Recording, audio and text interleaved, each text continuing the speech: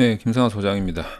오늘 또 불철주야 논문을 쓰시느라고 정말 많은 공부를 하고 계신 분들에게 응원의 메시지를 보냅니다. 자, 이와 관련해서 제가 느낀 점을 좀 말씀드리려고 합니다. 여러 가지 모순도 있고 이해하지 못할 상황들도 있습니다만 그 가운데에서도 정말 어, 옥과 같은, 정말 이제 보석과 같은 그런 분들이 나타나기도 하는 것을 제가 가끔 봅니다. 그래서 이 두 가지 상황에 대해서 여러분들한테 좀 말씀드리려고 하는 거예요. 자, 첫 번째 이제 좀, 이건 정말 모순 덩어리다 라고 느끼는 건 어떤 거냐면, 뭐, 주로 보면 이제 논문을 쓰는 과정에서 특히 이 통계 분석, 예, 이걸로 사용을 해서 이제 본인의 연구 논문을 쓰시는 분들 계시잖아요. 자, 그런데 이제 사람에 따라서는 정말 숫자에 약한 분들이 계세요. 뭐 저도 그랬지만 정말 숫자하고는 담을 쌓고 계셨던 분들이 어느 날 갑자기 대학원을 오셔가지고 학위 논문을 쓰는데 너무 난이도 높은 통계 분석을 접하게 됐고 그거를 통해서 논문을 쓰려고 하다 보니 뭐라고 말씀을 드려야 되죠? 어울리지 않는 옷을 입은 듯한 느낌? 물론 본인은 이 부분을 이해하기 위해서 굉장히 노력은 하시죠. 그런데 너무 갑자기 난이도가 높은 통계 분석을 하다 보니까 이분 자체는 정말 고통스러울 것 같다라는 생각이 듭니다. 아무리 봐도 모르겠고, 뭐 이런 용어라든지, 뭐 분석 결과라든지, 이론이라든지 이런 것들이 처음 접하시는 분들이 단계가 있는데 이 단계를 훌쩍 건너뛰고 갑자기 논문 쓴다고 난이도 높은 통계 분석을 하게 되시면 정말 멘붕에 빠질 수밖에 없는 사태가 벌어지죠. 제가 이제 참 모순이라고 생각하는 건 어떤 거냐면 첫 번째는 이겁니다. 물론 이제 이런 말을 제가 하는 것도 조금 무리가 있긴 한데 정말 그 숫자에 대한 개념과 감각이 없으신 분들이 정말 계시거든요. 근데 학교에서 이분들을 왜 뽑았을까? 왜 입학을 시켰을까? 뭐 이런 생각도 해봅니다.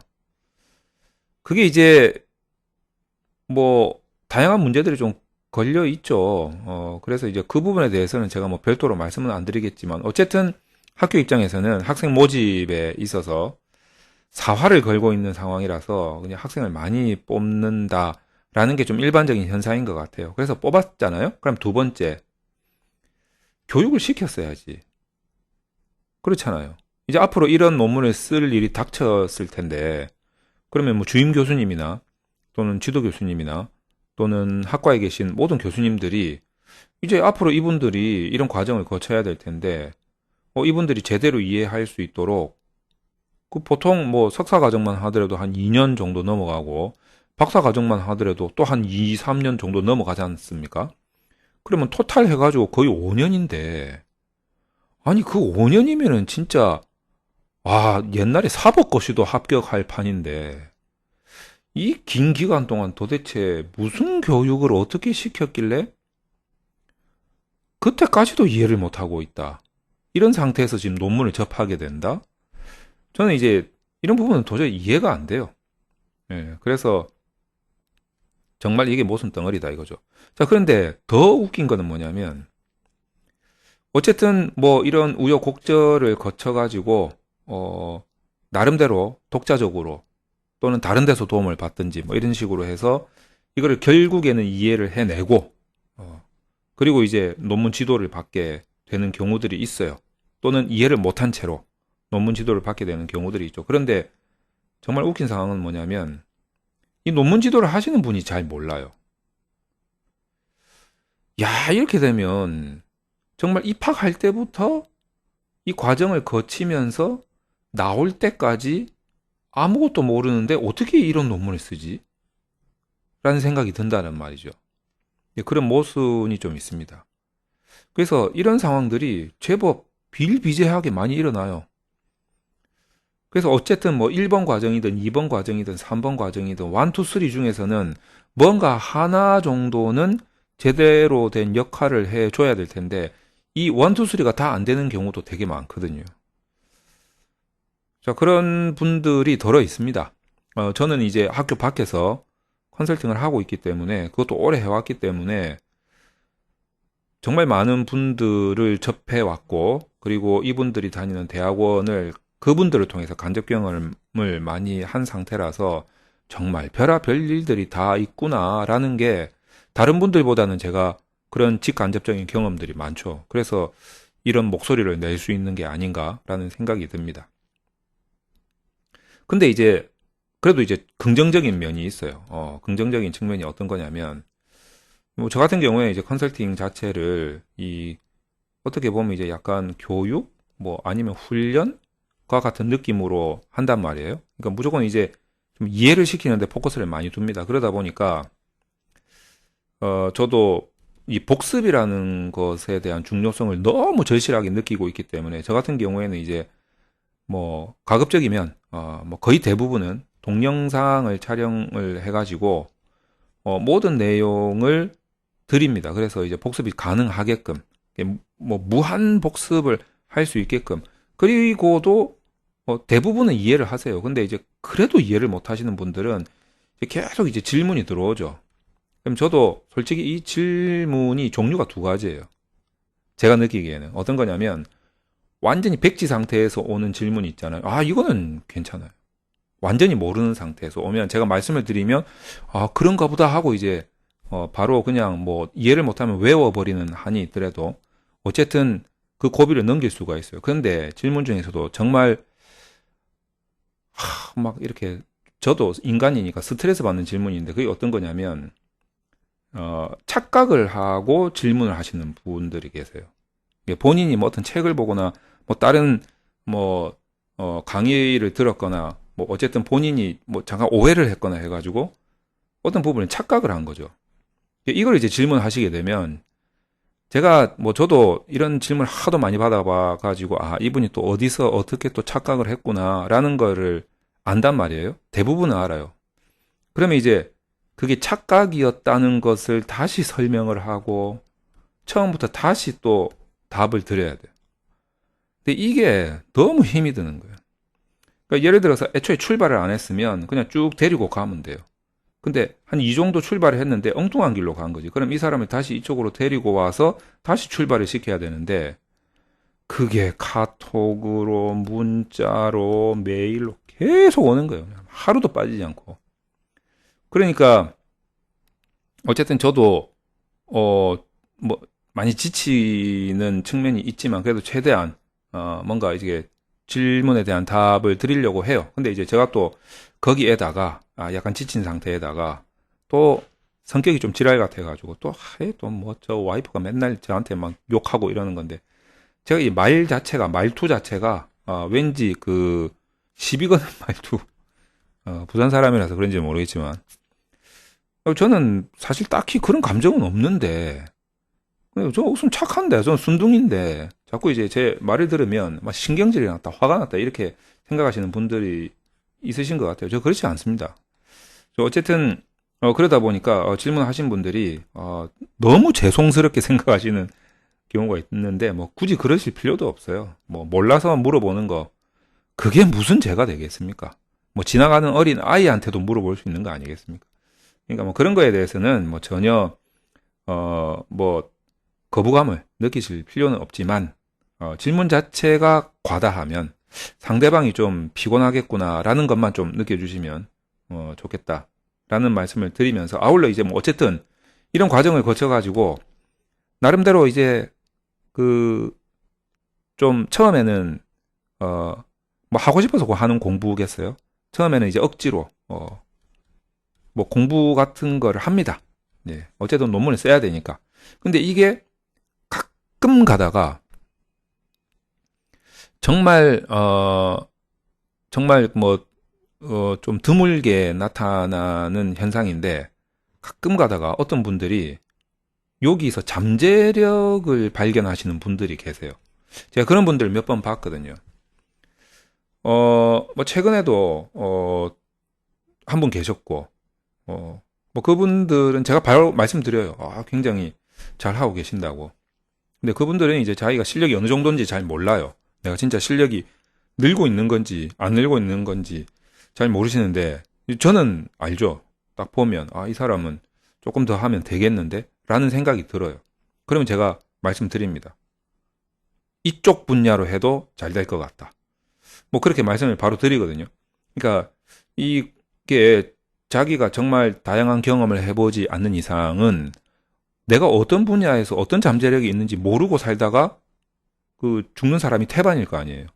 근데 다른 건 몰라도 이 논문 쪽 뭔가 분석을 하고 이런 쪽에 논문 쓰고 이런 쪽에 희한하게 전혀 그럴 것 같지 않은 사람이 갑자기 잠재력이 나타나시는 분이 있어요. 그게 뭐 나이가 40에서 나타나든 50에서 나타나든 60에서 나타나든 그게 뒤늦게나마 나타나는 분들이 계신단 말이에요. 뭐 젊었을 때 나타나는 분도 있고. 그러니까 이게 참 약간 그 모순과 같은 약간 부정적인 측면도 있지만 그럼에도 불구하고 엄청난 잠재력을 나타내 보이는 그런 긍정적인 결과도 나타납니다. 그러다 보니까 전체로 봤을 때는 이런 과정이 모순도 있고 좋은 일도 있고 나쁜 일도 있고 힘도 들고 짜증도 났다가 깜짝깜짝 놀라기도 하고 기쁘기도 하고 그러다가 여러 가지 각종 일들이 막 나타나기 시작하는 거죠. 근데 어쨌든 전체적으로 보면 뭔가 굉장한 이 인재를 양성했다. 뭐 저도 약간 요런 측면에서 보면 뿌듯한 보람을 느낍니다. 가끔 가다가 인재가 나오거든요. 그러니까 어떤 한 사람의 인생이 정말 좋은 쪽으로 바뀔 수도 있는 거죠. 논문 하나 쓰다가 뭐 이렇게 바뀔 수 있다는 점을 봤을 때 정말 보람을 느끼기도 하죠. 그래서 이런 것 때문에 약간 모순도 있고 뭐 이러지만 그 모든 것이 다 상쇄되는 것 같은 뭐 느낌도 듭니다. 그래서 제가 이제 뭐 마지막으로 드리고 싶은 말씀은 어떤 거냐면 여러분들 공부하는 거 힘들죠. 특히 논문 쓰는 거는 더 힘듭니다. 특히 내가 해보지도 않았던 무슨 분석을 하고 있다 이런 거를 갑자기 이해를 해야 되고 공부를 하려고 하니까 도통 무슨 말인지 하나도 모르겠다 막 이렇게 말씀하시는 분들이 계시거든요. 근데 이 과정을 또 넘어야 돼요.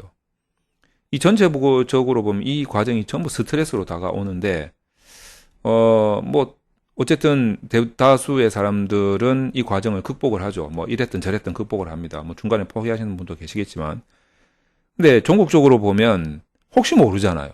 내가 정말 이런 데 있어서 나도 몰랐던 그런 잠재력이 나타나가지고 내가 어쨌든 논문을 쓰게 된 이 과정을 통해서 내가 새로운 능력이 발휘될 수도 있는 건지 그거 어떻게 압니까? 시도도 안 해봤는데. 그러니까 여러분들 절대 포기하지 마시고 포기 절대 하지 마세요. 일단 내가 모르는 게 있으면 뭐 진짜 조금은 상대방을 지치게 하더라도 끈질기게 물어보는 그리고 답을 찾기 위해서 노력하는 그런 인내와 그런 끈기 그런 몰입력 이게 여러분 한번 시도해 볼 만합니다. 여러분 인생을 바꿀 수도 있어요. 이런 데 잠재력이 나타날 수도 있거든요. 잠재력이 나타나면 이걸 어디다 써먹는지는 뭐 본인들이 알아서 하실 문제죠. 뭐 교수가 되든 아니면은 그 뭐 예를 들어 자기 하는 사업에 있어서 적용을 하든 아니면 그냥 재미삼아 논문만 계속 쓰든 아니면 뭐 저처럼 컨설팅 업체를 차리든 뭔가 새로운 시도 이거 뭐 터닝 포인트가 나타날 수도 있다라는 그런 의미가 되겠죠.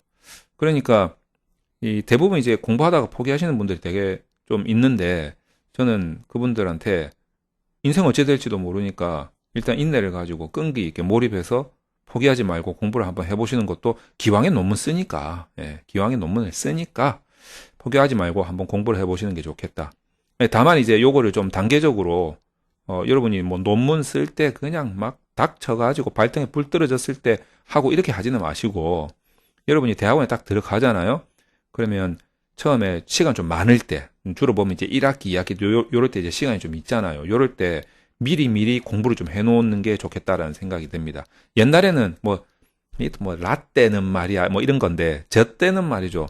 논문 공부할 데가 없었어요. 할 곳이 없었어요. 가르쳐주는 사람도 없었고 뭐 유튜브는 무슨 유튜브야. 예, 그런 것도 전혀 없었어요. 책도 없었고. 근데 지금은 뭡니까? 뭐 유튜브니 구글이니 검색하면 뭐 엄청난 자료들이 나오지 않습니까? 특히 이제 저희 그 멤버십 논주모 대학원만 하더라도 강의가 지금 엄청나게 많이 올라가 있습니다. 전부 다 논문 관련된 거죠. 뭐 분석 관련된 거하고.